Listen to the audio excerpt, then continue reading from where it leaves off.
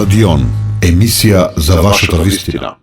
Слушате и гледате Стадион, јас сум Столе Наумов и денес ќе бидам заедно со вас, а наш гостин Сашо Потер Мицевски, директор на агенција за филм.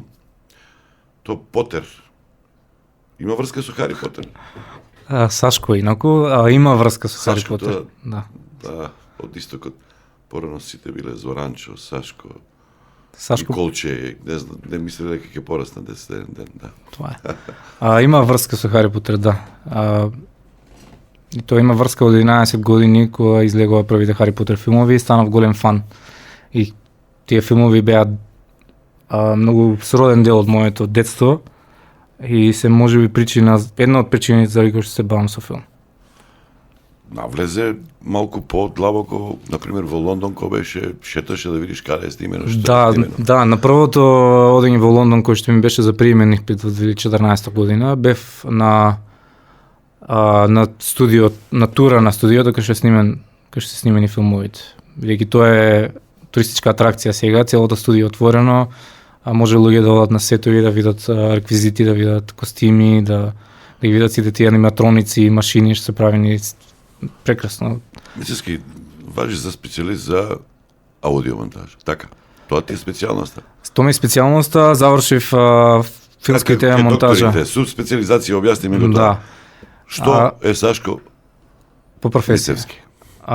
Филмски работник. Филмски работник генерално, нели покрај тоа што сум директор на агенција за филм моментално, меѓутоа завршив на факултет на драмски уметности на катедра за филмска и ТВ монтажа кај професор Димитар Грбевски, а специјализирав на постдипломски студии 2 години на Национална филмска и телевизиска школа во Англија, смер дизајн на звук за филм и телевизија. Колку филмови имаш до сега работено? Од секој аспект, не е само аудиото, тука аудио дизајнот. Мислам дека можда околу 100. 100? Да, тоа се комбинација на кратки ТВ проекти, докуметражни. Тоа не само Македонија, регион. Не, Македонија имам можеби 1/4 од филмовите ми се македонски. Ами тоа од 2014 година па нагоре сум малку поактивен во англиска кинематографија него во наша. Имаш некој оскаровец, некој? Па немам оскаровец, ама работев на неколку блокбастери, мислам дека за тоа сум зборал доста, ама еден од нив беше Fantastic Beasts, тоа е приквел серијал на Хари Потер филмовите, работев на вториот филм, тоа е со Џони Деп, со Еди Редмейн, со Джуд Лоу, големи звезди. Работев исто со Џони Деп на Шерлок Гномс, се вика анимиран филм на Paramount Studios. Позајмо гласот, да. Да, извршен продуцент Елтон Џон. Елтон Џон, Майкл Кейн, извршен продуцент на филмот беше он, пошто негова музика се користи во филмот. Работев на Могли на Netflix, тоа беше на Warner Bros. Продадена на Netflix заради, мислам дека, дистрибуцијска стратегија, и на Bird Box со Сандра Булок, тоа е исто филм на Netflix. И што е разликата таму, кој работиш сети обезбедено? Па таму работев асистентска. Има човек за кафе, има за ова, кај нас. Па ја работев човекот за кафе. Али работев асистентска работа во сектор звук. И тоа е индустријски дел на производство на филм, не е артистички, бидејќи европската кинематографија е малку поавторска, кај што се прават малку поуметнички филмови, повеќе за идеи, да, попровокативни, за чувства, за емоции, за политички теми, за авторство, уметност. Поангажирани се. Да, а тој нели комерцијален дел е малку по-блокбастерски, да кажам, тој е самата намена е да се ги врати парите од буџет и да заработи за студио, тоа е комерцијален филм.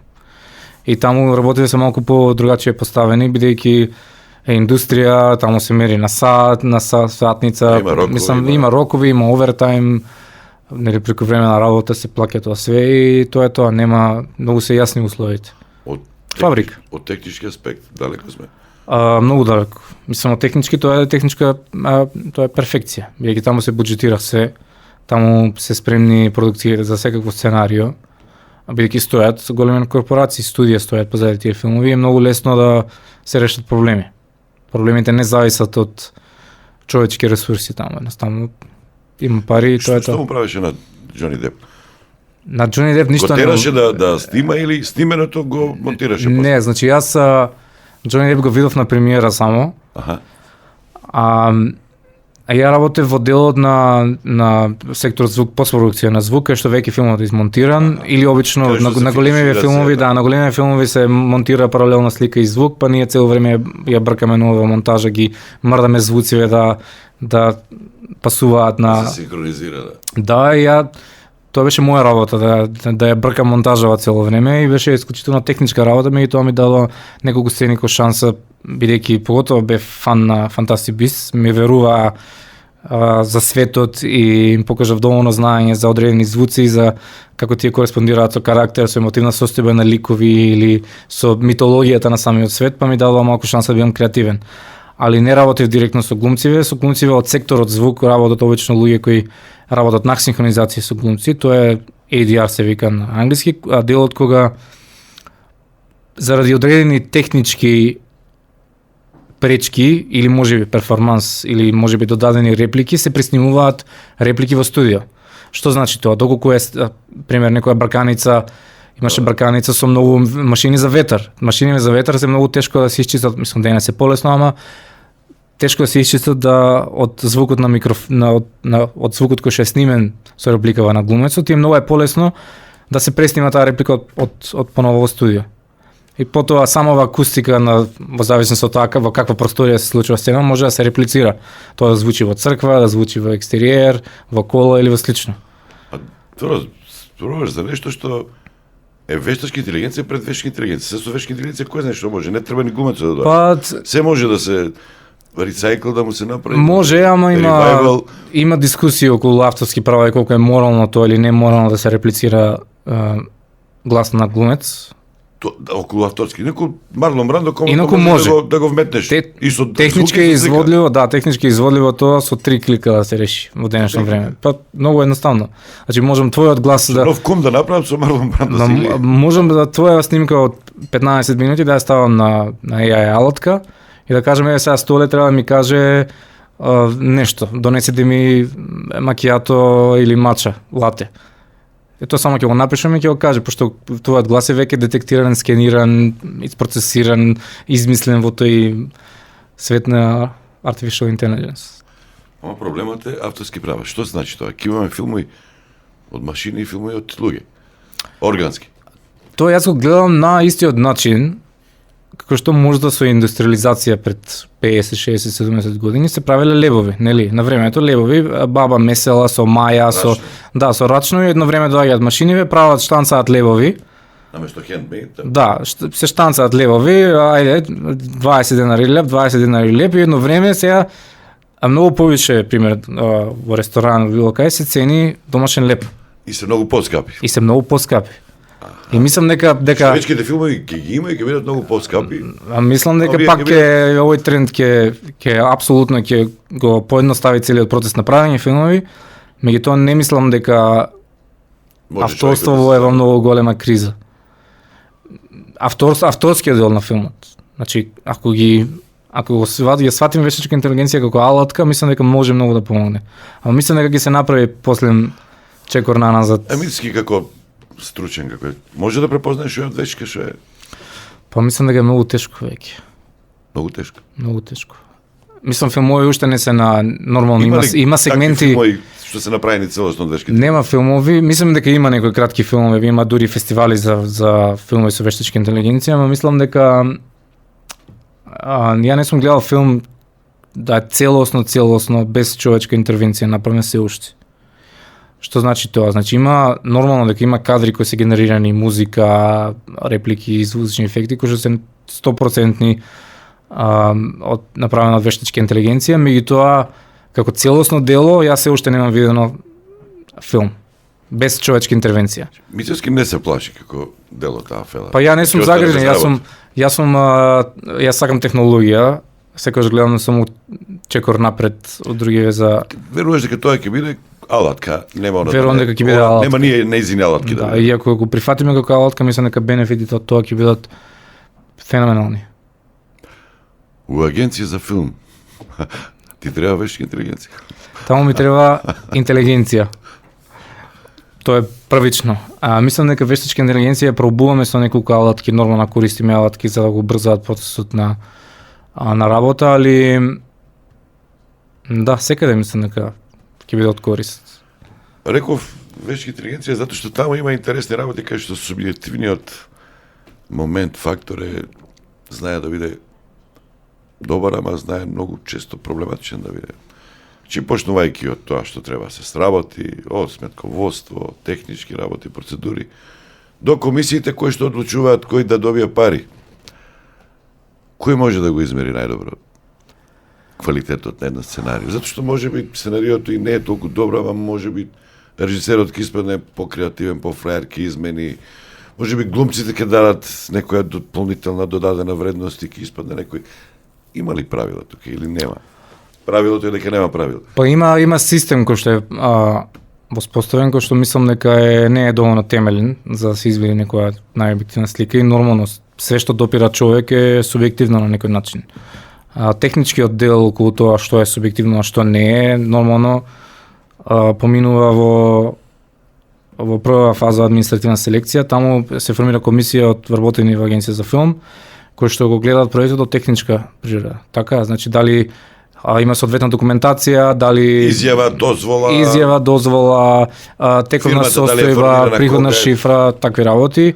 И истава комисија исто го прави формуларот за успешност на проценти на режисер за претходен филм и за последен филм. И тоа може вешка интелигенција да го замени без проблем. Да, може, али мислам дека треба параметри да се ревидираат, принцип кој фестивал колку бодови носи и слично, мислам дека апсолутно се слагам. Може да се нахрани треба. Вештачка интелигенција може да помогне таму и тоа има многу работа до тоа. А вторава фаза е фазава кај што рецензенти ги читаат сценаријава. Сега тоа е најсубјективна фаза, така, бидејќи едноставно тоа многу зависи дали проектот ќе допре до публика или не. Меѓутоа тоа е базирано само на сценаријав, не на останатите сегменти на филмот. Сега, да, во претhodни години имало случаеви каде што сценаријав го читал само еден рецензент. Кој што по мене не е објективно. Нормално, заради тоа што сите имаме различен бекграунд, годинава на конкурсот кој што го спроведов јас вториот рок во целост, секој сценариј го читаат 20 рецензенти, од кои што се вади средна оцена, за да се добие барем некоја објективност. Подобро би било да го гледаат, пример, да го читаат проектот 5 души, пример. Колку повеќе души го читаат, толку повеќе затоа што секој од нив има некоја има свое мислење, да, ги знаат луѓе во линии социјални, има врски, има ако од целата тоа и навивачкиот аспект не може да го она што ние како агенција и освеженава група на луѓе кои што работат во агенција го направија на овој конкурс е дека ги кодиравме сценаријава. Значи секој од рецензентите доби сценаријав со шифра, без да знае кој е автор, не знае кој е автор, не знае како се вика филмот. Ни продукција, ни ништо. Ни продукција, ни ништо. Значи чита сценарио А3, 2, 1, Б. Разбирам, ти он може се договори пола милион евра, милион. Не, ама некојаш и влијае само до тоа дека знаеш кој го прави филмот, а рецензентиве исклучително сценарио го оценуваат. Да, автосугестија и очекување. Ако е на пример, и да, си носи очекување.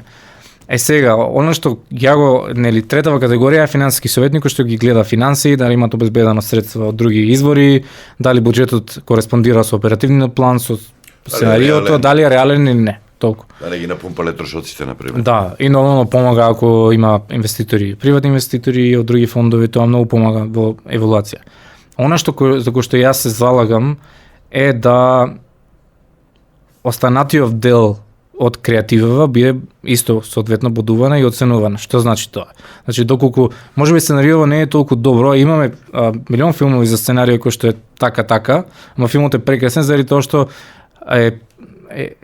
самиот мотор на филмот е визијата на режисерот. Исклучително црста визија, со јасно дефинирана естетика, со храбри решенија, со феноменална музика. Мислам дека тоа исто треба да биде подувано, бидејќи тоа е интегрален дел од процесот на изведување на филмови. Тоа во идеални случаи нормално се работат на соодветни минимални законски измени и би сакал јас со изготвување на новиот закон да се реши и да може да се организираат питчинг сесии каде што секој ќе застане и ќе го презентира проектот во пример во 10 минути, ќе може комисија да му постави прашање.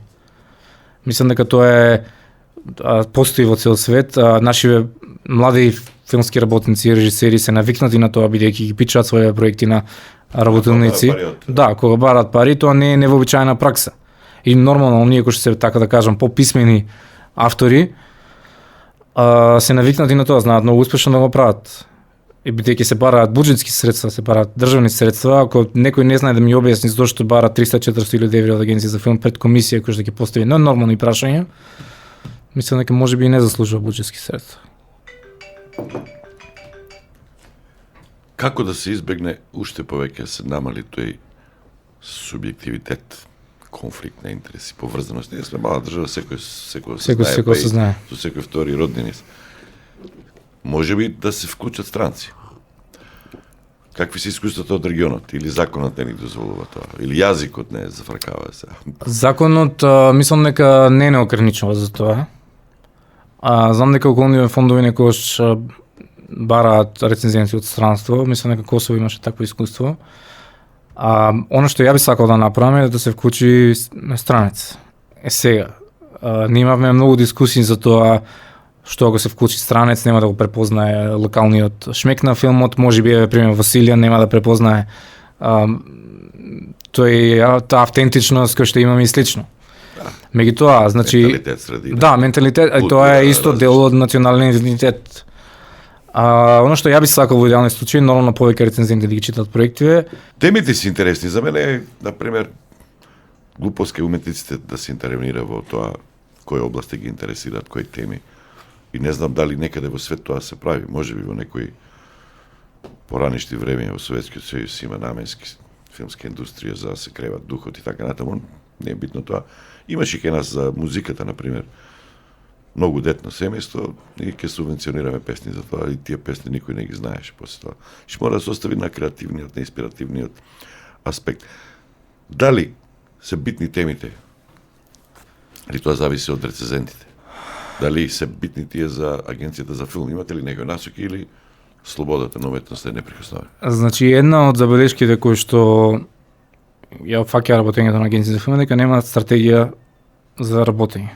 Нели? Ако се нема стратегија, се нема насока, кај се... Како до сега без немале 5 годишна, 10 годишна? Не. Тоа ние го правиме сега, да пробаме да го интегрираме за да имаме насока. Сега, околу темите, значи ние агенцијата за филм распишува конкурси за производство на филмови од национален интерес. Самите критериуми Што е национален се потесно да дознаат. Се уредени од Министерството за култура и тие мора да се ревидираат заради тоа што е многу бледо што е тоа национален интерес. Меѓутоа се нормално никој не сака да ги осакати авториве, да ги ограничува, како што имаше една изјава легендарна од една министерка да ме правете само стрикни филмови. Да цензурира. Комедии филмови. Тоа мислам не може. Ипак нели ние треба да стимулираме и финансираме авторство. Меѓутоа бидејќи се нели пари на државата, мора да има некоја рамка која што ќе дефинира што е национален интерес, кој што е многу бледа во моментот. Можеби други жанровски, на пример, можеби младински филмови, тинејџерски треба, детски повеќе. Да, треба, се слагам, да, и треба, мислам дека примерен фокус на нашиве филмски работници, тоа е, мислам сме го зборали милион пати, дека е да биде успешен на фестивали и да афирмира Македонија во држава која што многу успешно го прави. Значи ние сме во регионот стварно 3 чекори унапред со промоција. Секоја година имаме филм на Sundance, на некој голем фестивал, тоа е исклучителен успех за кој што сите ни се чудат како е можно. Тоа е заради жиловост на нашите филмски работници. Меѓутоа, многу малку се посветува внимание на нашава публика. На публикава кој што го финансира филмот, кој што плаќа. Се уште најгледан е трето полувреме или кој беше или не? Балкан Кан, мислам. Да. Во модерно време годинава сум апсолутно убеден дека DJ Ахмед ќе биде најгледан, бидејќи DJ Ахмед, не знам, 13 недели, мислам дека може да би уште игра во Cineplex. Тоа е феноменален успех за било кој има. И обично ние добиваме бројки за гледаност на крај на секоја година, се прави статистика на киноприкажување, така да ќе имам информација, се надам многу скоро, кој е најгледан филм македонски. За кој што ја мислам дека е DJ Ахмед, Те дуа Жими мене, на Маријан Гавриловски беше годината претходно исто еден од погледаните, Кајмак на Милчо Манчевски. Те дуа беше независен филм, тој беше така доста актуелен, меѓутоа мора да се поработи на односот со публика. Ама како ќе соберете публика, немате кино? И тоа треба да апсолутно тоа е врзан проблем, немаме дистрибутери. Кај Скопје има Штипот, Скопје проекти. има многу малку киносали, еве го има Cineplex, кој што е нели комерцијално кино, Киноверзум има киносала во Изгейт. не во Изгейт, во Дом на култура Билјана Беличанец во Кисела вода. Не се знам. Тоа е Милениум супер. во трговски не работи. Тоа е Милениум добро, не работи моментално, да. Кино Фросина е функционално, а тоа е под МКЦ град Скопје. Кинотека има свое кино и Вардар филм има свое джебно кино. Се во Скопје, внатре што така е. Да, значи има нели во Штип Киноверзум, Добро. што е симпатично кино. Симпатично. За разлика, мислам, немавме 15 години кино во Штип, така да... Порано кино, филмови се проектира во секое село, во секој селски дом на култура, Знам, да. за друг... И мора тоа да се врати на еден начин или на друг. Исто има Велес киносала, исто Киноверзум. Мислам дека Кавадарци има дури 3D кино. И Свети Николе. Свети Николе беше родното место на Киноверзум. Мислам дека таму првото кино на Киноверзум е во Свети Николе. Значи тоа треба да биде дел од стратегијата. Околу темите, можеби, реков дека е глупо да ги ограничувате, ама мора да има некоја рамка. Ама еве што треба да им направите. Жилавица, ама не се храбри според мене, околу темите. Еве ги земеме Србите. Тоа сум ги прашували други луѓе од филмскиот свет, од културата. Колку време помина од атентатот на Џинџиш направија филми? Тоа не е еден. Сабља беше последен, имаше и други. Бомбардирањето, ши за Милошиć, поактуелни теми кои што не поминале 100 години. Кај нас не сум видел ја или имал такви сценарии, сте ги одбивале или ги одбивале во агенција за филм. Например, атентатот на Глигоров, 2001. Ништо. Се плашат како ќе реагира публиката, уште е тоа чувствителна тема, па ќе го стават на слобод, едни ќе го слават, другите ќе го кудат, ќе го... Добро, што се го спомнал атентатот на Глигоров, заради тоа што знам дека се изработува документарен филм финансиран од агенција за филм за Глигоров. Така да сум сигурен дека атентатот ќе биде офатен. Мислам дека не сме лоши ние со разноликост на теми. Преспанскиот договор, например, како се... Тоа се интересни теми, ако мислиме дека се само локални. Да. Таму има и меѓународни... Да, ама не знам колку, пак ќе кажам, не знам колку тие имаат меѓународен Ако се направи трилер некој, ќе се додадат, не мора да фикција нека биде се. Ама се плашат како ќе биде историски, дали коректно, да, дали... проблематично мислам дека е, али... Да, заради тоа што ние сме растргнати... Оваа тема се да, апсолутно цело време. Еве, ова серија со Тоши, сега што ќе се прави филмот, е супер можност, пример, да се... Малку, ама тоа е... Има за Томас Здравковиќ. Знам, но тоа е наменето за регионална публика. Тоа е наменето за регионална публика. И тоа е супер, нели, да се даде нешто на... Ама пак се враќаме на проблемот. Каде би се прикажувало тоа? Тоа ниту ќе има добра гледаност, ниту ќе има представува... Мислам, ќе има сигурно сум гледаност на телевизија, конкретна серија. Затоа што меѓутоа, ако се направи нешто покомерцијално, имаме проблем со телевизиве не прикажуваат, барем во моје знаење, филмови во прайм македонски филмови, многу тешко се гледаат. Има закржлавеност на општ систем. Тоа не треба само агенција за филм да работи на тоа. Ние сме сите дел од тој систем и сите треба за таа писменост да придонесеме. Нормално се, мислам, во рамките на нашите надлежности ние бутаме колку можеме граници. Еве пример исто, значи едно од работиве кој што никој не контролира, тоест ние треба да го контролираме тоа и ја би покренал иницијатива за тоа и во киносаливе деца дека гледаат филмови за возрастни. Кога зборам за возрастни, зборам за над 16 души со насилство, над 16 години со насилство, со пцовки и со слично. Тие работи стојат во нашиот закон, не се регулирани. Некој насилство само тепање и вербално насилство. Вербално насилство, пушење, употреба на дроги, мислам тоа се мерливи работи, кои што така да има многу работа, а многу малку ресурси и некако балансираме колку можеме максимум.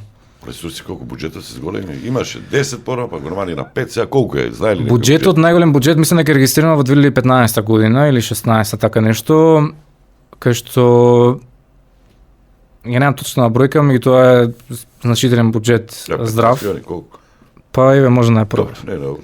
Али оваа година зголемите? Годинава буџетов е добро е го буџетот за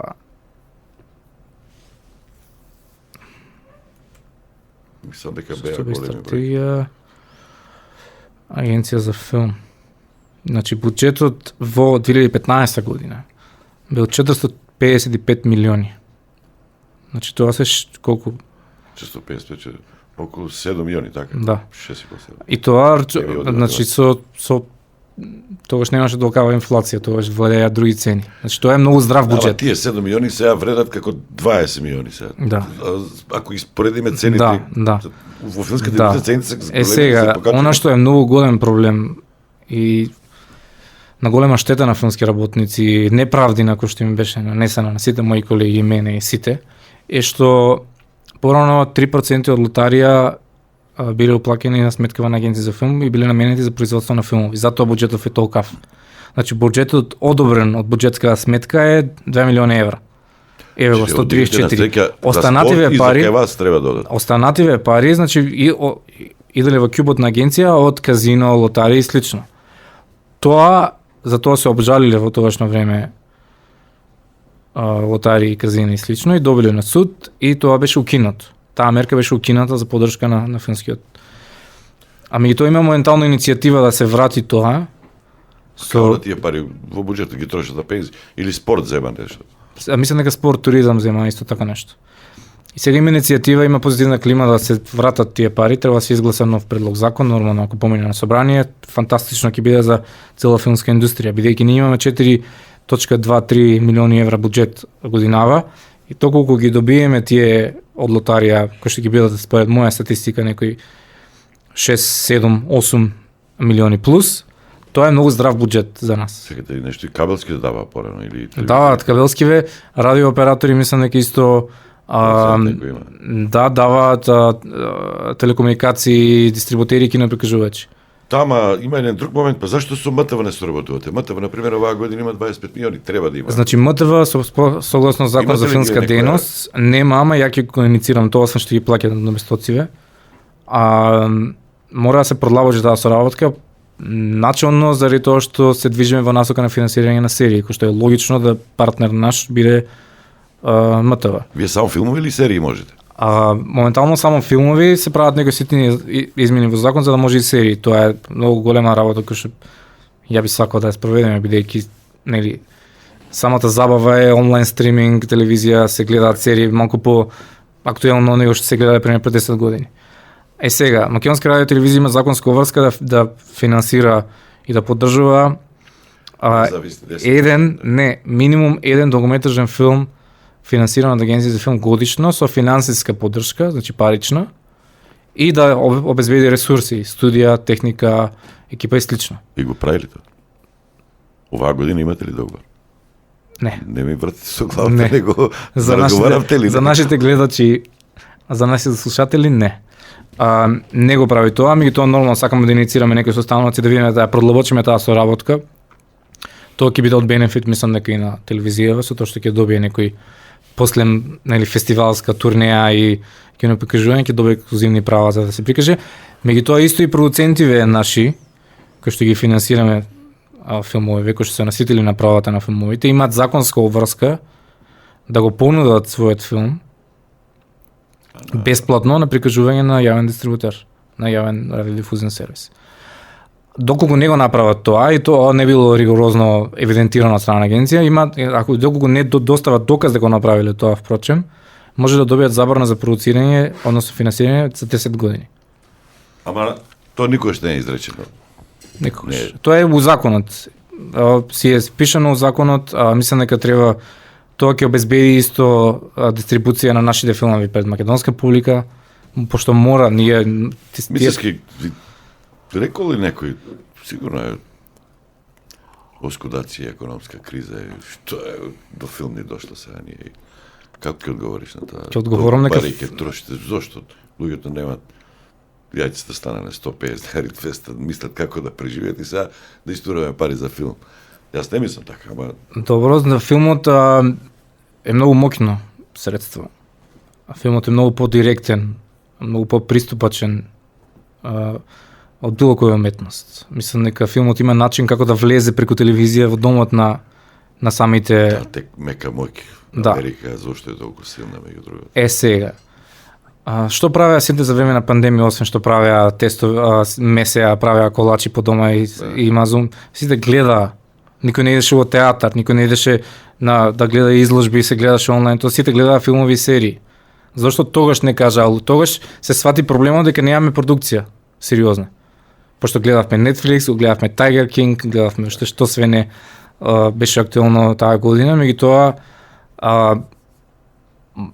тоа е неизбежен дел од општествено живење. Значи тоа е дел од уметност, таа уметност мора да постои и во најголемите кризи. Не може да згасне. Веќе уметноста е гласот. Може ли да биде комерцијална во Македонија? Мала држава сме ние, малојазично подрачје. Српскиот, хрватскиот може. Малку сум скептик бидејќи немаме кино мрежа. И да се направи најголем Балкан реалити платформи. Балкан со стриминг, не знам. Со стриминг платформи, да, приказната насилие на Тамара ќе иде на Disney Plus, на National Geographic, убеден сум дека цела Македонија ќе го гледа, што е феноменално. Имало ли филм поинаку да прашаш, што ги вратил парите? Во Македонија. Или не? Па можеби Балкан Кан. Не се сеќавам треба да проверам, можеби Балкан Кан. За друг филм не сум информиран. Мислам дека треба да се провери, али не сум од модернава кинематографија не, апсолутно не.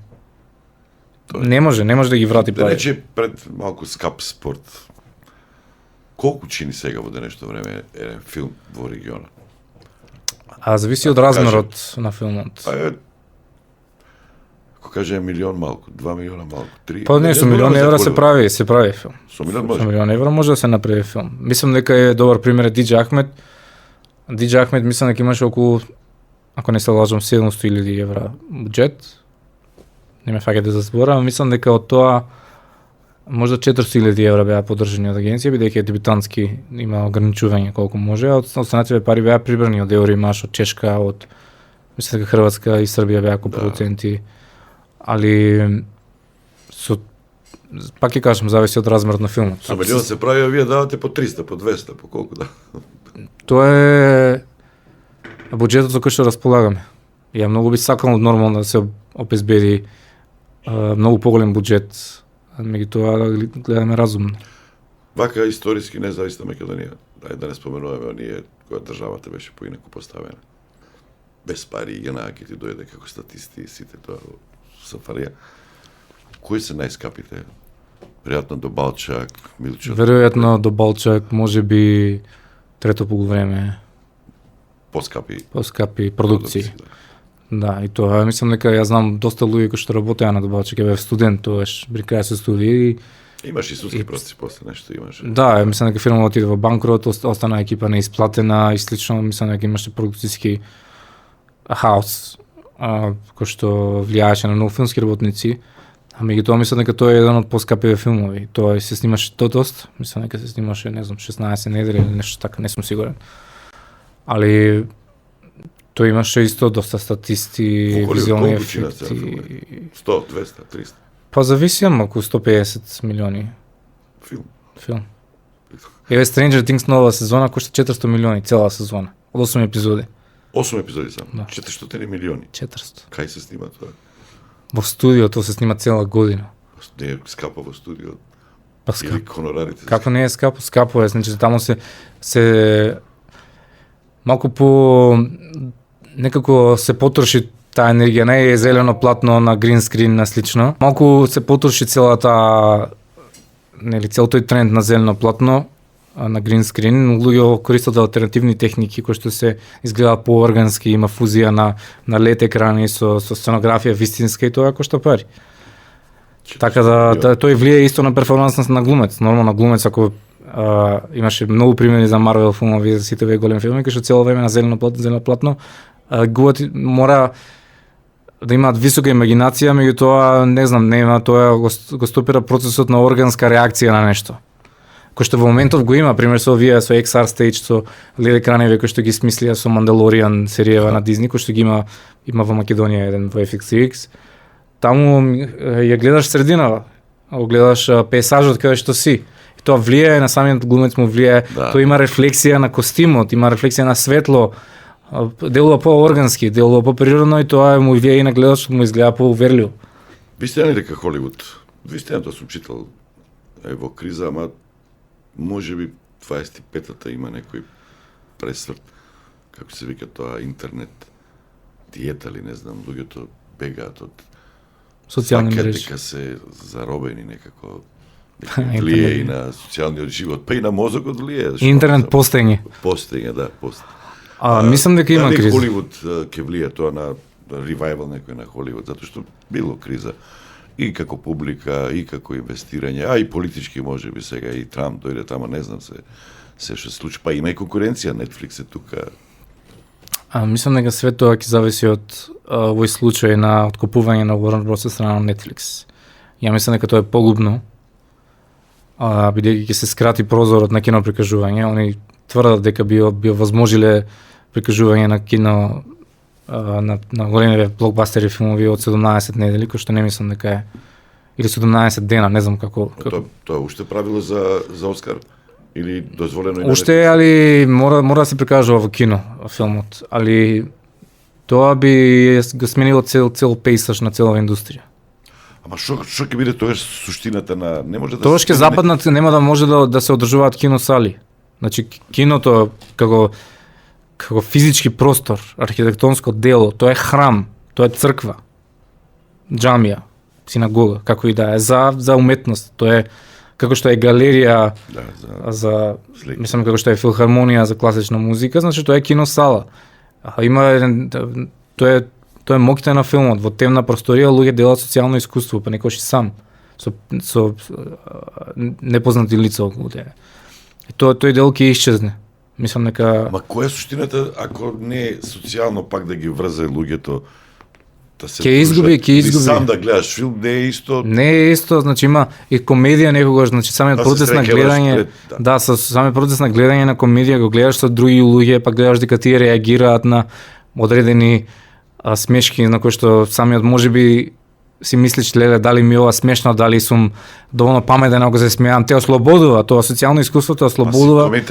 Во живо биле смењата. Апсолутно, Така поштале. апсолутно. И тоа е дел од социјалниот аспект на ние сме социјални битија, тоа е не смее да исчезне. Убаво е све тоа, сега луѓе гледаат вертикални филмови на TikTok, Вертикални. има такви турски, јапонски, уште какви све не, кај што вака вертикално снимени. Тоа се убави, тоа е фино, ќе те закачи во прва минута, седиш, гледаш дали ликов ќе се разведе или ќе умре или не е битно. Меѓутоа, пак е тажно искуство на мал екран, вака. Колку време може човек да гледа? 5-10 минути, не знам. 2 сата можеш филм да гледаш? Не може 2 сати. Си пробал? Невозможно е. Така да, исто има некој тренд фестивалски околу 90 минути филмови. Джеймс Камерон што го направи со Аватар, сум чул дека трае 3 сати 20 минути. То сигурно има причина зашто е 3 сати 20 минути, меѓутоа не мислам дека тоа треба да исчезне. И целиот, пак ќе кажам, пейсаж на филмска индустрија зависи од тоа откупување од страна на Netflix и Warner Bros. Се надам дека ќе киноприкажувањето нема да биде загрозено. Имаат ли младите фокус, концентрација за да гледат филмот 2 сата? Имаат. Анализи се читал? Анализи сум за Gen Z сум читал дека просечно гледање на содржина е 3 сати. Значи они може да издржат. Они кратко пишуваат, уште не изборуваат, го користат чат GPT за да напишат коментар на Инстаграм и Тоа е ужасно, али статистика на Gen Z покажува дека они имаат просечно гледање во 3 сати. Значи не може да седат пошто еве на овие стриминг платформи Twitch и слично кои што гледаат геймери како играат, стримовите траат по 3-4-5 сати.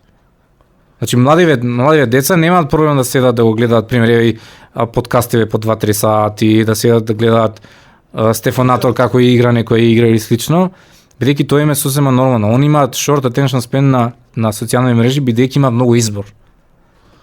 И тоа они кога ќе се закачат, и јас сум истиот таков сум се фатил, значи кога се закачам на нешто, да. И ако те закачи нешто у тие 15 секунди, се продлабочуваат и сосема окей 3 сати да гледаат.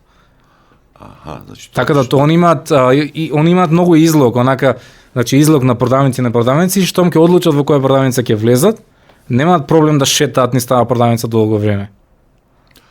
Че зависи од вас сега. Да. Од филмските. Значи тоа е исто квалитет на програма и како ќе се пласира тоа, како маркетинг е голем дел од филм, многу малку луѓе се всушност ги користат сите модерни маркетинг алатки за да го изнесат својот филм пред публика. Сијан го гледав, вчера требаше и Тамара Котевска ајде ке и простиме, нека ја срекне новата година, она е името на годината, Да. зборуваме од позитивен аспект, сега не можеме да го избегнеме Кочен и таа трагедија, никогаш да не се повтори ваква година. Може би еден ден и за Кочен ќе треба да се прави. Ама кој ќе го направи, кој, може би ќе треба некој стране за дојде. Може би е рано. Неутрален, Да. објективен да биде повеќе. Сијан има и социоекономски, има и страдања, има и демографски проблеми, па рурални, па протестираат и земјоделци. Во одреден дел не е пријатен да го гледа политичари, поготово од власта. Ама на крајот сепак може да се замина задоволни. Има хепи-енд, има холивудски така. Има. Се враќаат. Надежда останува. И тоа е супер, мене тоа лично многу ми се допаѓа. Пошто да, точно те остава самиот филм да крвариш, да гледаш, да се мачиш, да се соживуваш со таа тешка судбина со која што сите живееме, меѓутоа остава простор за сите нас да бидеме дел од малку подобар свет. Како одговараш на тоа што цело време е присутно? Ајде бе, доста со тој, цело време. Јас цело време зборувам за уметничка слобода и не може да се дебатира на таа тема. Ама нон-стоп ќе го гледа филмот на Милчо, ќе го гледа, не знам, на Диджи Ахмед, цело време. Стари автобуси, стари автомобили, сиромашни, на социјална димензија, како да сме ние Бантустан, некој па и Бантустан. А не сме? Ако го споменеме, А не сме? не, како одговараш да има такви. Мислам дека имаше кога спомна овој филм со Томас Здравковиќ. Да. Значи таму имаше во трейлерот, ја не го гледав филмот, чув луѓе дека поделени мислење не е битно. Во трейлерот имаше еден цитат кој што вика срекни луѓе не прават тажни песни или обратно беше така некако дека Како и да е. да. Значи филмовите кои што ги правиме се апсолутно рефлексија на тоа што сме. Значи ја ги бранам авторите овде, Па и јас ги берам, мене заради тоа што ја разбирам скроз публикава е збореа и за медена земја, мизерија кој живее вака. Ве молам, излезете надвор од Дебар Мало кај што јадете чорба секој утро, ве молам. Видете го светот во кој што живееме. Она што Тамара го направи со тој позитивен крај е, значи феноменално. А не, тој буквално поистивен, ама е така. Знам, ама е надежен, повикува на промена на свет. Тоа е по мене маестрално направено и стварно е убаво. Тој кадарот со штркот како оди веќе на поле со зелено кој што се враќа животот. Значи тоа е феноменално и uplifting и тоа е порака кој што треба секој од нас да ја земе во својата сфера во која што работи. Ама треба да има некоја граница да биде во политички коректно пропагандно четиво да не се претвори да. Ама мене ме воодушеви тоа што Тамара го кажа вчера на крај дека посакува некои работи да се сменат, а некои доста. И некои работи да не се сменат. И тоа е убавината. И нашите филмски филмаджи, филмски работници апсолутно точно раскажуваат приказни кои што знаат дека ќе им се допаднат на селекториве на фестивали, има некои шаблони, има некои трендови се пратат и слично, меѓутоа пак ќе кажам, тоа е рефлексија на како живеел режисерот, на какви искуства има. Тоа доаѓа од некој дел на мозокот кој што е изграден од сеќавања, емоции, сценографија, животна и слично. Не може, еве јас сум од Штип, не можам да направам филм за како живее некој у Сибир. Можда можам, ако направам доволно истражување и слично. И тоа дали ќе биде автентично авторски филм е прашање. Со телевизиите порано имаше државата плаќаше за продукција, ама проблемот беше не ги емитува у прайм тајм. Заборувам за комерцијалните, ја споменавме МТВ. Може ли тука некоја соработка се направи, затоа што немаат интерес. Цело време зборуваме сопствена продукција, многу малку има. Имаше некој обиди, еве гледам, се обидува и Алфа, ама некој се ми е крпање. Па мислам, еве, значи од страна на агенција ние би ги инициирале сите тие промени кои што ја мислам дека може да се подобри односот на некоја серија, да не се институционален македонски прикази, секоја почне. Да. Тоа ќе се обидеме со конкурс за серии да го решиме. Да има барем неколку модерни серии кои што ќе биде детска програма. Нема детска. 5 плюс фамилија, учествуваш ти таму. Да, тоа е последно. Еве и Биби и Боби сега имаат. Активно добро Тин Камп, мислам дека беше на МТВ за тинеџери, тоа беше окей. Ама ни фали многу таква програма. Стварно многу ни фали, заради тоа што тоа придонесува за филмска писменост, за едукација на прави иронијата, 5+ почна во приватна, во комерцијална телевизија. Во Телма, почна, да. И тоа во живо. И Да, после се префали на МТВ. Да, после. Така беше со Преспав почна на Телма, втора сезона отиде на 24 вести и трета сезона веќе се појави некој баз. Може би до мајндсетот на личниот, на менаџерот во одредена телевизија, може би на собственикот, не знам, преваз. Или може би немаат систем во кој што ќе тоа е финансиски ризик, пошто е финансиски ризик поддршка на било какво дело. Финансиски ризик, да. Ема е финансиски ризик и проективе пример во агенција се финансиски ризик. Ти веруваш на авторот на авторство, нека ќе го испорача тоа што го аплицирал. Кој што не се коша така, нормално, заради XY причини, тоа е пак дело од уметност, жива материја. Меѓутоа, можеби им треба подобар систем во кој што тој финансиски ризик ќе им се намали, за да имаат поголема верба во правиве дела. Не знам, не го разбирам во целост начинот на финансирање како работи македонска радио и телевизија, за да дадам некој совет. Пример, ама ќе се обидете. Од наша страна, да, ја би инициирал неколку чекори кои што ќе го подобрат тој сегмент. Спомена, скапа работа, многу пари се потрошени, може би сега од 2006 од кога постои агенција за филм. Потрошени се 6.6.2006. 100 милиони, колку 200, колку се? Не знам точно. Треба да. Добро, голема али сума. многу, да, се Кај има пари, има и злоупотреби. Многу често беше тема. Агенцијата за филм имаше еден конфликт меѓу министерката. Кланови се направија, од една страна Манчевски, министерката, од друга страна Изија, филмски работници, како беше таму. До кај сте тие работи?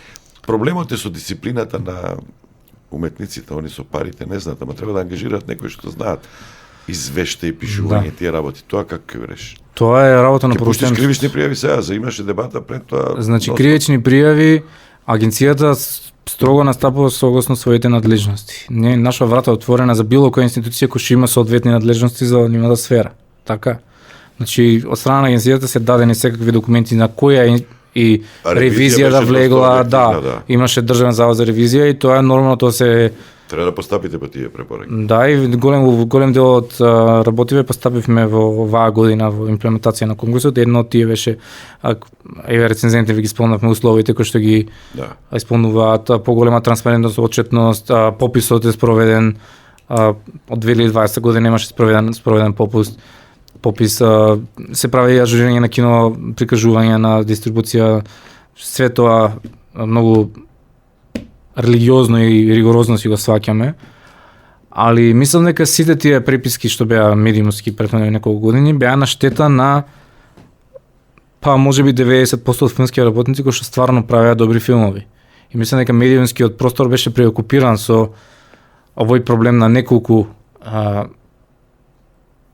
на мал сегмент од филмскава индустрија. И мислам дека заради тоа не добија можност убави филмовите излезат на видео на толку многу. А ги имавме. Мислам, цело време имаме секоја година по едно дело, две, кои што се стварно... Не станува збор за мали пари, милиони се спомнува и од едната и од другата страна. Па на суд заврши некои работи, па после имаше судски заврши, ги ослободија. Имаше и уште еден друг случај, или тоа е ставено затворено? Кој случај? Со Хрватска, со таа. Тоа мислам дека си од времето на службиве си работа, тоа веќе не е во агенција за филм. Немате ништо со тоа. Да ви бараат повторно. Значи цело време кога пример било која институција бара документација, таа документација е возможена. Што веќе не е. Така да ние согласно нашите надлежности постапуваме нормално. И имаме соработка со било која институција и тоа се пак кажам буџетски државни средства. Меѓутоа примерната дејност на агенција за филм не е кривично да гони луѓе, нормално ако има пропуси треба да ги санира ако се дел од нашава работење. Тука беше вклучен и антикорупцијска, па имаше и други. Значи мислам дека според мое сознание све е предадено и вратата е отворена, ние работиме и на дигитализација. Моментално ќе имаме дигитална архива, така да цела документација било која институција да ја побара ќе ја добие одма. Тоа се ствари за да обезбедиме транспарентност, навремена достава, значи све што е закочено да се откочи. Како дојде Сашко Потермицевски за директор на агенцијата за филм? Беше во најмала рака изненадување имаше претходно некој ВД решение, сега Мицевски не е веќе ВД, веќе е избран директор со сите процедури. Мицевски беше изненаден затоа што имаше претходно некои други решенија, па многу брзо се менува, се заменува. Се создаде впечатлок дека не може да се најде соодветен човек таму, дека сите бега од таа институција. Како Сашко стана? Дали има влијание со некој политичар близок? Не. Значи, јас во Агенција за филм прво стапив во 2012 година, кога бев назначен за член на Филмски совет. Значи, ја бев дел од тела кој што одлучува и разгледува апликација. Бидејќи јас го работев тонсково студио кој што го навирав во самава зграда, бидејќи исто работев на проекти кои што од англиска кинематографија, немав судени интереси со проекти кои што ги финансира Агенција за филм, на кратко. Имав некоја стручност, имав веќе етаблирана професија во странство, меѓутоа се движев нови простори. Да, може би блискоста со Јутков имате работене у Имаме работено, на неколку серии. Преспав, да. Али јас така влегов во институција, така влегов во соработки со Вардар филм, така влегов и соработка со вработене во Агенција за филм, бев голем поборник во самиот совет за Филмски совет да се сменат работи, да се подобрат условите за младите автори и за авторите кои што всушност ја афирмираа Македонија најдобро и нели имаат најмал финансиски ризик со минимум средства, најмногу импакт прават. Може да се. И застанувам позади тие улоги, мислам дека имаме феноменални автори, Тамара еден од нив, Георги Јунковски, уште кој све не. Меѓутоа имаме етаблирани режисери кои што имале малку по несеќен пат, да кажам, заради системски промени. Имаме режисери кои што се дебитанти на 45 години. Тоа спред мене не е праведен систем. Така, бидејќи треба човек кој што студира на соодветно образование, пример факултет за драмски уметности или Европа, прима или било на кој па снима музички спотови, реклами, еден краток филм, втор краток филм, да добие документарен филм, не знам, околу 30 години, као во секоја нормална држава. Кај нас на 45 години луѓе добиваат дебитантски филм. Така ја бев поборник за подобрување на нештова кон шансите кои што сите ги заслужуваат. Пак ќе кажам, да се државни средства. Во 2024 година бев назначен за член во Советот за култура на министерот Љутков, кај што бев представник од филмската дејност, нели, во самиот совет. Тоа е советодавно тело на министерот со дејци од сите уметности и во таа година нормално се смени на 4 ВД директори. Значи беше прво Бојан Лазаревски кој што му истече мандатот, па беше Владимир Ангелов кој што беше директор на кинотека кој што ти даде оставка, па Даниела Станковска-Плачковска кој што е раководител во Агенција за филм, кој што исто си даде оставка и дојде на позиција Вероника Бучковска. И ја бев инволвиран во целата таа криза, да кажам, на агенција. Како стечен дојде сега, нема каде, мора да прифатиш.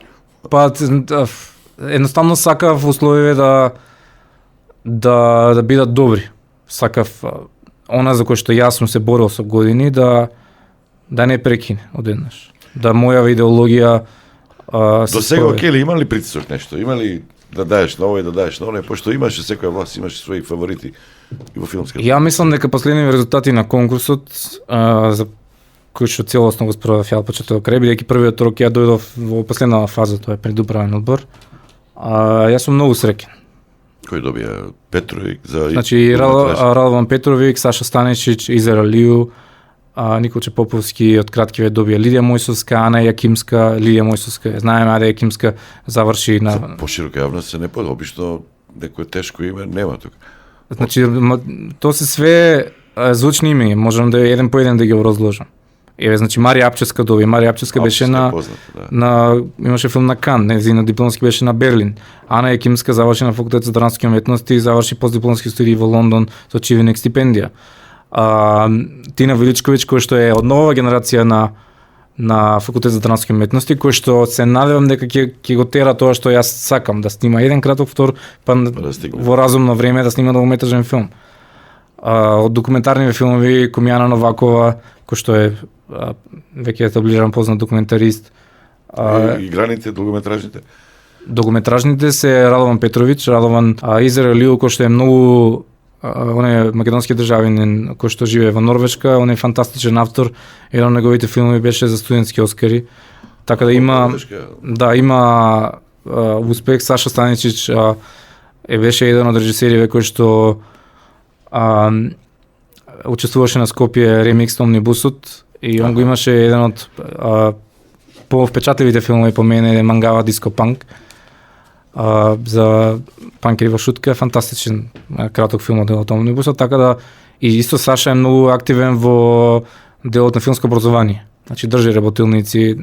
Така да по мене тоа се све автори кои што се надам дека ќе донесат. Контролирате ли овие другите до кај се? Урокови стимули, што сте им дале пари претходно? Да, многу ни помогна ребалансот, морам да кажам. Каснат ли? Многу ни имаат они законски рок кога се достави филм и тоа е ригорозно. Има мониторинг на тоа.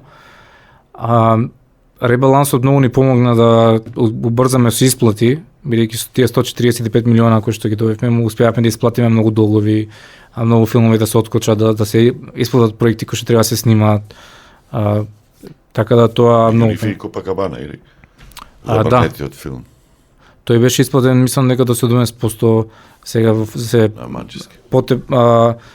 Етапно се плаќаат. Прво се исплаќа 5% со потпишување на преддоговор, кој што се пари за развој, нели, да идат на работилници, да соберат други пари, па се исплаќа до 65% пред снимање, тие се пари за продукција.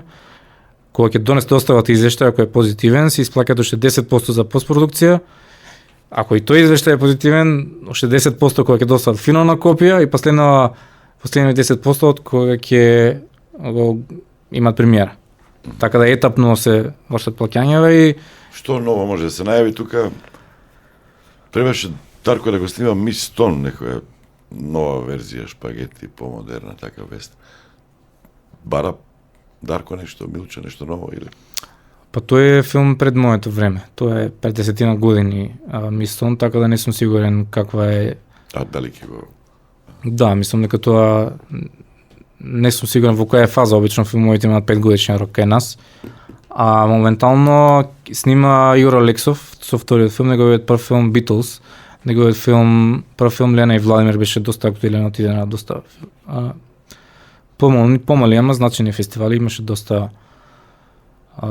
визибилност во светот. На пролет исто исплатен е првиот документарен филм, да кажам, професионален на Маријан Гавриловски, кој што го снимаше Те дуа живи мене. Се надевам на пролет ќе снимаат Пролетно чистење, Марија Апчевска, со Роберт Носков на Марија Апчевска, првиот документарен филм.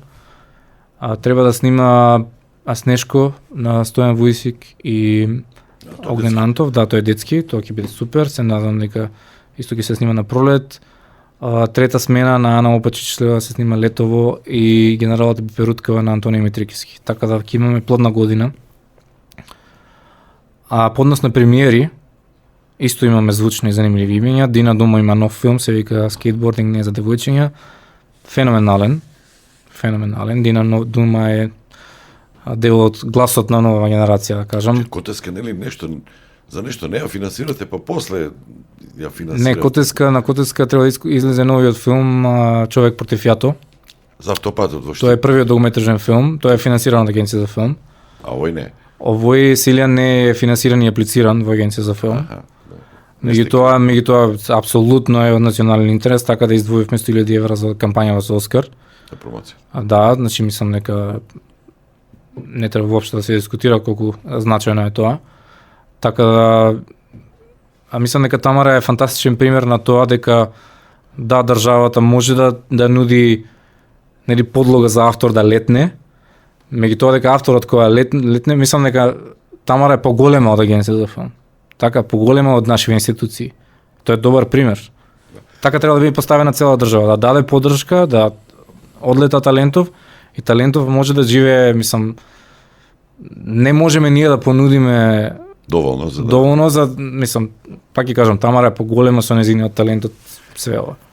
Кажи ми ги твоите фаворити, кои филмови си, или тоа е што го спомнавме на почетокот Потер, мене ако ме прашаш. Лични фаворити. Јас сум израснат со Блейд Ранер. Црно сеја Македонија. Црно сеја. Јас сум кум, јас сум Францускиот тој црниот Бран, Трифо, Фелини ми е на мене, Бертолучи. Па А и југословенската, не знам колку ја знаеш тука. Слободан Шијан, Петрович, Душко Макавеев. Макавеев, мистерија на организмот. На организмот, да. На оргазмот, добро, така беше, да. А, Се беше. Јас сум склон на фантазија. Многу сакам фантазија. И кај нас се е фантазија или се е истина, што да правиме, какви Кај филми? нас све е фантазија, ама не омилениот филм всушност не ми е фантазија, омилен филм ми е еден филм, многу мал филм, ако што мислам дека е снимен во Чикаго, се вика Stranger Than Fiction. Тоа е филм со Вил Фарел, Ема Томпсон, Куин Латифа и Дастин Хофман. И е филм за даночен агент како од УЈП, Аха. кој што живее во многу математички измерен свет, многу досаден, single life, и кој што еден ден почнува да слуша наратор во својата глава, и во текот на филмот дознава дека нараторот е всушност писател, кој што постои, го нарира неговиот живот, и оно што е феноменално за писателот е дека сите гладни ликови ги убива на крајот на книга. Така да, тој Ми кажа, уе подба на корупција тоа ме. Не, тоа е феноменален филм за човечка душа, за системот наспроти индивидуа. Така ситно стилизиран и тоа многу убав филм. Али исто сум фан на Гилермо дел Торо, на неговите филми. Пан's Labyrinth ми е еден од омилените. Не го гледа Франкенштайн се уште, знам дека е многу актуелен, ќе го гледам. И многу сакам Кристофер Нолан, кој што имав шанса да го упознам во живо, бидејќи да дојде на одржи мастер клас на факултетот мој кај што студирав, бидејќи тој уште единствениот факултет во светот кој што снима на трак. Диплом. Тоа е поскапо, нели е поскапо? Па да, ама Тоа е само за елита. Па добро, мојот факултет не беше, во постдипломскиот не беше не елитен. Напротив беше акредитиран од Royal College of Art, тоа е една од најпрестижните школи во светот. Меѓутоа имавме шанса да го слушнеме Кристофер Нолан, тоа беше после Интерстелар, кога мислам дека го работеше Тенант или некој од тие филмови. Со душа чекам Одисеја, мислам дека ќе биде феноменално, пошто сакам грчка митологија, го сакам Кристофер Нолан, така да за мене ќе биде тоа. И ми се свиѓа последниве Дина филмови на Денис Винелев, мислам дека Сашко Потер Мицевски. Така се подпишуваш и на документите? на документите Потер ти влезе, не, Мицевски, Сашко Мицевски е на легални документи, ама авторско ми е така, тоа ми е интегрален дел од идентитетот. Благодарам, тоа значи што го каже тоа генерално ја одбележи 2025-та за тебе, тоа што го работеше, тоа што го гледаше и фокусот и надежта нека остане на македонската креативност, на богатството кое што треба да се поддржи од ваша страна, но и од други субјекти, други институции, па и приватните, не знам, спонзорство функционира ли кај нас тоа, или многу малку во филмската индустрија? Многу малку. Тоа за сокови нешто за Да, има продукт плейсмент и тоа е супер, некош да. Ама има исклучици во законот, мислам дека е дозволено. Не е толку строго како на Мислам дека не е ограничено воопшто да. Во Турција, во Америка има се забрануваат брендови, се замаглуваат. Мислам дека Ама нема интерес, тоа сакам да кажам. Па мислам дека има компании кои што инвестираат. Знам дека Витаминка беше Браво. мислам си инвестираат и тоа е исто и до агилност на самиот продуцент да иде да побара спонзори и да понуди продукт плейсмент. Знам, ќе се соочи сите за спорт, фудбал и шо е, за филм, за уметност култура, тешко. за театар тешко. Па може би треба тоа од со игрите на среќа да го смените. Треба. Тоа тргнате така. Кој? Со игрите на среќа. А со игрите на среќа тоа е предлог тоа ќе е предлог закон ако отиде во сценарио во собрание, мислам дека ќе биде супер. И тоа тие пари би ги очекувале 2027 година. Сашко Потер Мицевски, слушавте Стадион за филмот, за агенцијата за филм, за уметноста. Што ќе се случува со светот после 5 години? Ќе имаме ли вештачки филмови или се уште органски ќе се мачи? Ова беше се. Пријатно да слушање до наредната сабота. Стадион, емисија за вашата вистина.